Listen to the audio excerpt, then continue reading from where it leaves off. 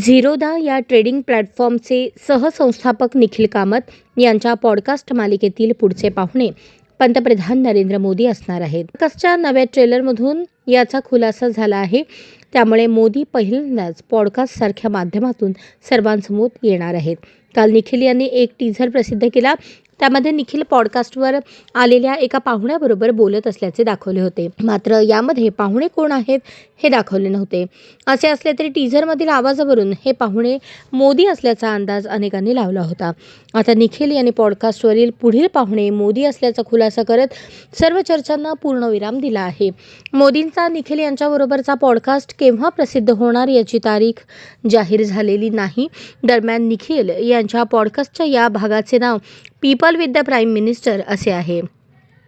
दरम्यान या पॉडकास्टमध्ये सुरुवातीलाच मी पहिल्यांदाच पॉडकास्टमध्ये सहभागी होत आहे असे पंतप्रधानांनी म्हटल्याचे ऐकू येत आहे.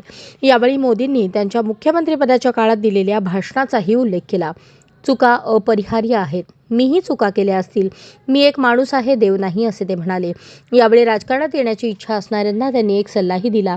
लोकांनी महत्त्वाकांक्षा घेऊन नव्हे तर ध्येय घेऊन राजकारणात यावे. चांगल्या लोकांनी राजकारणात येत राहिले पाहिजे असेही मोदी म्हणाले. अशाच नवनवीन अपडेटसाठी जनता राज्य न्यूज चॅनलला सबस्क्राईब करा, लाईक करा आणि शेअर करायला विसरू नका.